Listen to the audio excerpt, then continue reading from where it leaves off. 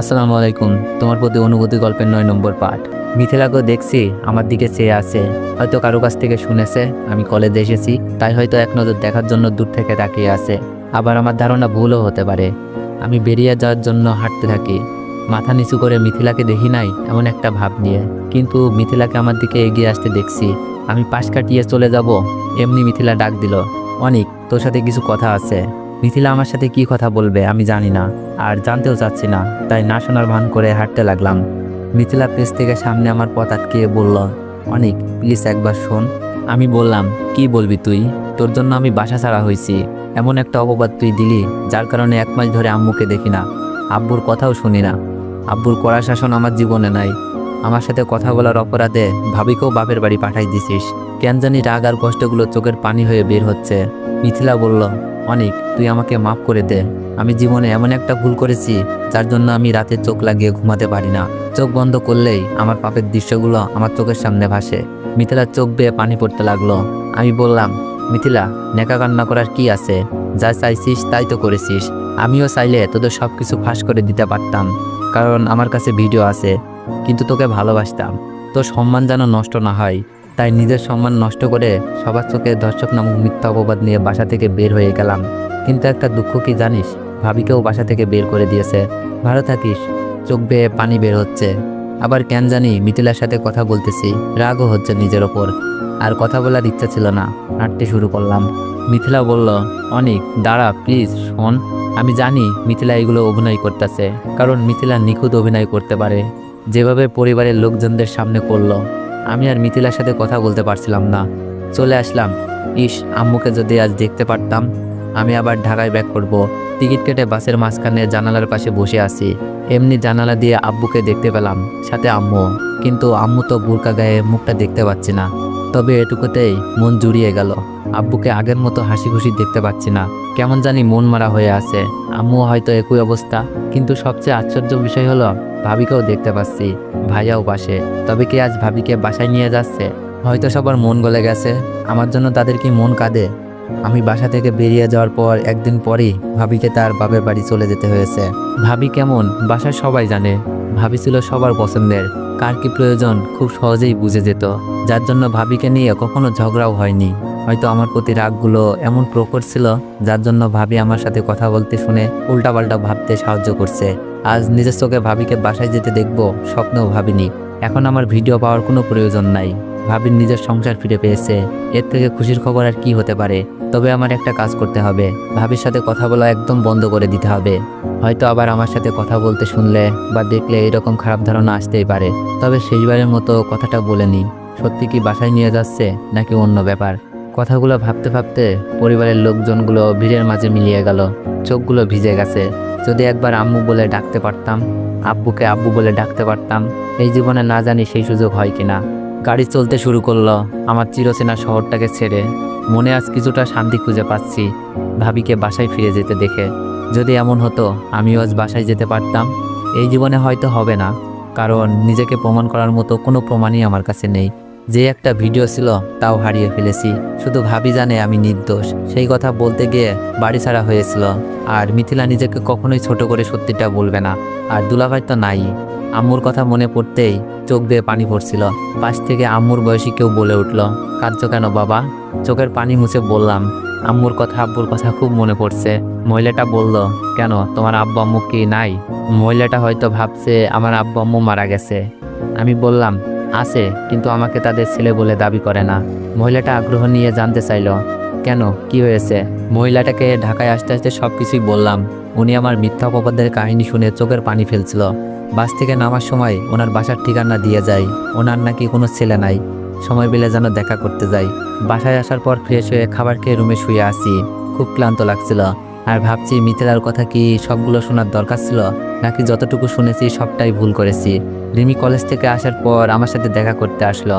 কাগজপত্র আনছি কিনা, আসা যাওয়ার কোনো সমস্যা হয়েছে কিনা জানতে চাইলো। আমি যখন মিথিলার সাথে দেখা হওয়ার কথা বললাম, রিমি মন খারাপ করে ফেললো। তবে যখন ভাবিকে ভাইয়ার সাথে আব্বু আম্মুর সাথে বাসায় যাওয়ার কথা বলি, রিমি অনেক খুশি হলো। রিমি জানতে চাইলো মিথিলা কিছু বলছে কিনা। আমি সব কিছু খুলে বললাম। রিমি বলছে মিথিলার সাথে কথা বলাটাই নাকি আমার ভুল হয়েছে। রাতে ভাবি ফোন করলো, আমি বললাম, হ্যালো ভাবি, কেমন আছো? ভাবি বলল, ভালো, তুমি? আমি বললাম, আমিও ভালো আছি। অনেক, আজ তোমার ভাইয়া আর আব্বা আম্মু আমাকে বাসায় নিয়ে এসেছে। ভাবির কথা শুনে মন ভরে গেল। তাহলে ধারণা সত্যিই ছিল। আমি বললাম, তাই নাকি? কিন্তু এতদিন পরে নিতে আসলো? ভাবি বলল, ওরা বলেছে তোমার উপর রাগ করে নাকি আমার সাথে এমন করেছে। তোমার সাথে এই পরিবার কেউ যোগাযোগ করুক, এটা নাকি তারা কেউ চাচ্ছে না। ভাবির কথা শুনে মনটা আবার খারাপ হয়ে গেল। তার মানে আমার প্রতি তাদের কোনো মায়া হয় না। চোখ মুছে বললাম, ও আচ্ছা ভাবি, তাতে কোনো সমস্যা নাই। তুমি বাসায় ফিরে গেছো, এতেই আমি খুশি। ভাবি বলল, আমি তোমাকে বাসায় ফিরিয়ে আনার সব চেষ্টা করে যাব, দেখবা আমি জয়ী হবই। আমি বললাম, দরকার নাই ভাবি, আমি শুধু তোমাকে বাসায় ফিরিয়ে দেওয়ার জন্য ভিডিওর প্রমাণ খুঁজছিলাম। আজ আমার আর কোনো কিছুরই দরকার নাই। তোমরা ভালো থেকো। বলেই ফোনটা রেখে দিলাম। সাথে সাথে সিমটা খুলে ফেলি, যেন ভাবির সাথে আর কোনো যোগাযোগ না হয়। ভাবি তার সংসার নিয়ে ভালো থাকুক। আমি ফিরে যাওয়ার চিন্তা করি না। করলে হয়তো ওই দিনই ভিডিওটা দেখিয়ে দিতাম। তখন যেমন মিথিলার ভালো চেয়েছি, আজও চাই মিথিলার সম্মান নিয়ে বেঁচে থাকুক। আর যদি পাপের পরিমাণ বেশি হয়ে যায়, তার শাস্তি মিথিলার নিজ থেকেই পাবে। আমি যখন মিথিলার ভালো চেয়ে বাসা থেকে চলে এসেছিলাম, এখন স্বার্থপর হতে পারবো না। আর আমার কাছে এখন নির্দোষ হওয়ার প্রমাণও নাই। পরের দিন রিমির সাথে গিয়ে কলেজে ভর্তি হয়ে যাই। রিমি বিজ্ঞান বিভাগ আর আমি মানবিকে, তাই ক্লাসগুলো ভিন্ন। শুধু কলেজে যাওয়ার আসার সময় দেখা হতো, মাঝখানে বিরতি। ক্লাসে প্রথম দিন আমার পরিচয় দিতে হলো শিক্ষকদের কাছে। সব কিছু ঠিকঠাক বলি, শুধু মামার বাসায় থেকে পড়ালেখা করব এটাই মিথ্যা বলেছি। এইভাবে চলতে থাকে আমার দিন। অফিসের কাজ বুঝতে পারি না, তাই কাজ করা বন্ধ রাখতে বলেছেন আঙ্কেল। আমি ভাবছি, এই মানুষগুলো এত স্বাধীন হয় কি করে? আঙ্কেল নিজের খরচে আমার পড়ালেখা চালানোর সিদ্ধান্ত নিলেন। আর যখন ইনকাম করব তখন পুষিয়ে দিতে বললেন। আজ বাসার সাথে যোগাযোগ নেই 1 বছর। জানি না কে কোন অবস্থায় আছে, তবে আমি খুব ভালো আছি। শুধু ভালো নেই আমার মনটা। মনটা শুধু আম্মুটার জন্য কাঁদে, দেখতে মন চাই। এখন আমি আঙ্কেলের অফিসে কাজ করি, নিজের সম্মান রক্ষার্থে। রিমির সাথে দিন দিন প্রেমের সম্পর্ক হয়ে গেছে। আমি প্রকাশ না করলেও রিমি খুব ভালোভাবেই প্রকাশ করে ফেলেছে। কলেজের সবাই জানে আমাদের মধ্যে প্রেম, যার কারণে কোনো মেয়ে ভাব নিতে আসে না। আর ভুল করেও কেউ আসলে রিমির তো অত্যাচার আছেই। তবে রিমি ছাড়াও কলেজে আমার আর একটা মেয়ে ফ্রেন্ড আছে, নাম আশা। আশা হলো রিমির ওই ফ্রেন্ড। আমার সাথে দেখা করাতে নিয়ে এসেছিল সেই মেয়েটা। আশার ভাইয়া নাকি বিয়ে করছে, তাই ইনভাইট করলো। আজ নাকি সেখানে যেতে হবে আমাকে আর রিমিকে। কি আর করার, বিয়েতে গেলাম। কিন্তু কনের বাড়ি গিয়ে আমি পা ফেলার জায়গা পাচ্ছি না, কারণ আশার ভাইয়ার সাথে সুমি আপুর ননদের বিয়ে, মানে দুলা ভাইয়ের বোনের বিয়ে। আর আমি আজ সেখানেই। কনের বাড়ি গিয়ে আমি পা ফেলার জায়গা পাচ্ছি না, কারণ আশার ভাইয়ার সাথে সুমি আপুর ননদের বিয়ে, মানে দুলা ভাইয়ের বোনের বিয়ে। আর আমি আজ সেখানেই। আপুর শ্বশুর বাড়ি দেখেই থমকে যাই। আগে জানলে হয়তো আসতাম না, কিন্তু এসেই যখন পড়ছি, কিছু একটা বাহানা ধরে এখান থেকে চলে যেতে হবে।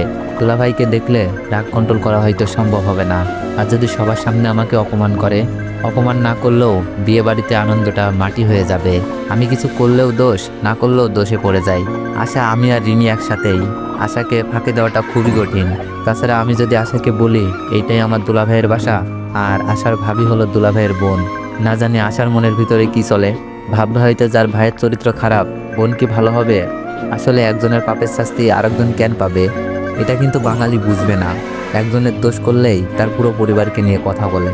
আর আশা যদি তার ভাইকে বলে দেয় মেয়ের ভাই এই কাজ করেছে, রিমিকেও কিছু বলা যাবে না, আশাকে বলে দিতে পারে। আশা বলল, কিরে আসছিস না কেন? আমি বললাম, আসতেছি। মিথিলাকে দেখছি বর আগে নিয়ে আসছে। মিথিলাও এখানে, হয়তো আমার পরিবারের সবাই এখানে। আসলেই তো আব্বুকে দেখা যাচ্ছে মেহমানদের আপ্যায়ন করে ভিতরে নিয়ে যাচ্ছে। ছোট ছোট পা করে আগাচ্ছি। আশা বলল, সবাই ভিতরে চলে গেছে, ছবি তুলবো। তুই মেয়েদের সাথে টাঙ্কি মারবি আর আমি ছেলেদের সাথে ভাব নিব। এখানে সময় কাটালে হবে? রিমি বলল, ওই তুই টাঙ্কি মারতে কারে বলছিস? অনেক, এইসবের কিছু দেখলে খবর আছে। আমি আছি আমার চিন্তায়, ওরা টাঙ্কি নিয়ে পড়ে আছে। মিথিলা কি আমাকে দেখে ফেললো?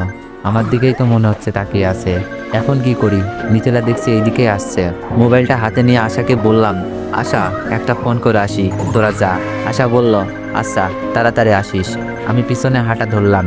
রিমি বলল, অনিক আমি আসি? না, 2 মিনিট লাগবে। আমি দুলাভাইয়ের বাড়ি থেকে বেরিয়ে আসি।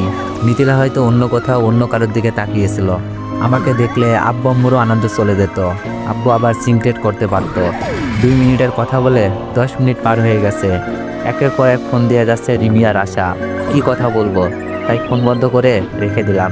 হয়তো এই বিষয়টার জন্য আশা অনেক রাগ করবে, শুধু আশা না, আশার আব্বু আম্মু শুনলেও রাগ করবে। কিন্তু আমি কিছু করতেও বলতেও পারবো না। আমি চাই বিয়েটা ভালোভাবে হয়ে যাক, কিন্তু আশাকে এই বিষয়ে কি উত্তর দিব ভাবছি। মিথিলাকে দেখলাম এই বিয়ের অনুষ্ঠানেতেও হিজাব পরে আছে, যেখানে রিমি আর আশার সাজের শেষ নেই। কিন্তু মিথিলার পর্দার ভিতরে আছে পাপ লুকানো, আর রিমির মতো ভালো মেয়ে তো চোখেই পড়ে না। তবে আমি পর্দাকেই সাপোর্ট দিই, কারণ পর্দা হলো নারীর সৌন্দর্য, যা অন্য কোনো কিছুতেই নাই। পর্দাতে নারীদের কতটা মায়াবী লাগে মিথিলাকে না দেখলে বোঝা যাবে না। হয়তো মিথিলার জীবনে কিছু ভুল করে ফেলেছে, জানি না সেই ভুল থেকে ফিরে এসেছে কিনা। রিমি আসার থেকেও মিথিলাকে শুধু পর্দার কারণে সুন্দর লাগছিল। আশা হয়তো বিয়ে বাড়িতে বলতো, অনেক দেখ মেয়েটাকে কত মায়াবী লাগে, তুই কিন্তু এই মেয়ের সাথে খারাপ কিছু করবি না, এই মেয়েদের সম্মান করতে হয়, টাঙ্কি মারার জন্য ছল্লবল্ল টাইপের মেয়ে খোঁজ। কিন্তু কে জানবে এই মায়াবী চেহারাটার অভিনয় জগতের শ্রেষ্ঠ অভিনেত্রী। ভাবছি আমার এরকম ভাবে এসে পড়ার কারণে হয়তো রিমির বিয়ের অনুষ্ঠানে মন বইছে না। আর আশা মনে মনে বলছে আজ আমাকে পেয়ে নিক, খবর বুঝাবে। সারাদিন বাইরে কাটিয়ে সন্ধ্যার দিকে বাসায় গেলাম, যা মাত্রই দেখি রিমি আর আশা বসে আছে, চেহারায় আগুন ফুটে উঠেছে। কিছুটা ভয়ই পেলাম, কিন্তু যে করেই হোক নিজেকে বাঁচিয়ে নিতে হবে।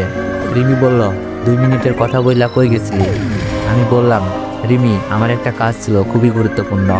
আশা বলল, রাখ তোর কাজ, তোর জন্য আমাদের কত কথা শুনতে হয়েছে জানিস। আর বিয়েটা পাঞ্চে গেছে, কই গেছিলি সত্যি করে বল। আমার জন্য কে কথা শোনাইছে আর পাঞ্চে যাবে কেন, আমি তো বুঝতেছি না। আশা বলল, আব্বু আম্মু বলেছে আমরা নাকি তোর সাথে ঝগড়া করছি, তাই তুই রাগ করে চলে গিয়েছিস। আমি বললাম, আচ্ছা আঙ্কেলকে বুঝিয়ে বলবো। রিমি তো আগুন। রিমি বলল, আঙ্কেলকে পরে বোঝাস, এখন আমাকে বোঝা, কোন মেয়ের সাথে দেখা করতে গিয়েছিলি। আমি একটু অন্যরকম ভাব নিয়ে বললাম, রিমি তুমি আমাকে সন্দেহ করছো? আশা বলল, বল কার সাথে দেখা করতে গিয়েছিলি, নয়তো বিয়ে বাড়িতে না ঢুকে কেন চলে আসলি। মন খারাপ করে কান্না কান্না ভাব নিয়ে বললাম, আসলে রিমি, আব্বুর হার্ট অ্যাটাক হয়েছিল, ভাবি বলল শহরেই আব্বুকে নিয়ে এসেছে, তাই আমি আব্বুকে দেখার জন্য চলে আসি। আশা বলল, কি বলিস, কিছু হয়নি তো?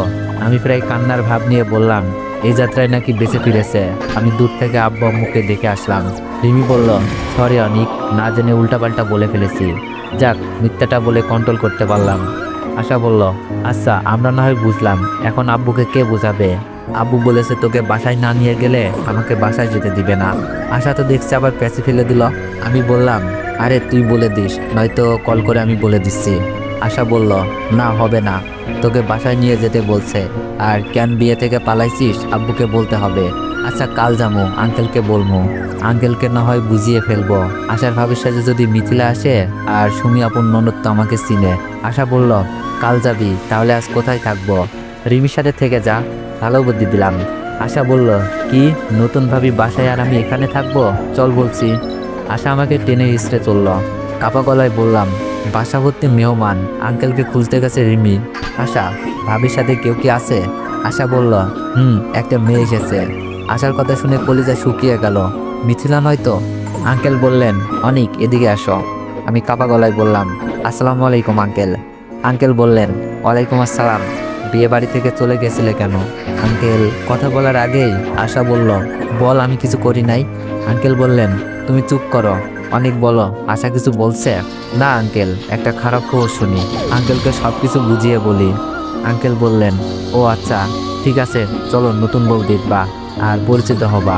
আঙ্কেলের কথা অমান্য করি কি করে? তুমি আপন ননদ আমাকে ভালো করেই চিনে, আর ওই বিষয়টা যদি জেনে থাকে তাহলে তো আঙ্কেল ছাড়বার পাত্র না। আমাকে ভাবির সামনে মানে মাইশা আপুর সামনে নিয়ে গেল, সাথে রিমি আশা আঙ্কেল। আপন ননদের নাম মাইশা, আমার থেকে 3 বছরের বড় ছিল, তবে খুব ভালো ছিল, আমার সাথে অনেক ফাজলামি করতো, ফ্রেন্ডলি ছিল খুব। মাইশা, এটা তোমাদের দেবর, আশার কলেজ ফ্রেন্ড, তবে আমার ছেলের মতোই। আঙ্কেলের কথা শুনে মাইশা আপু চোখ খুলে তাকিয়ে হা করে আছে। আমি মাথা নিচু করে আছি, মুখে হাত দিয়ে, যেন চিনতে না পারে। মাইশা আপু বলল, এই তুমি অনিক না?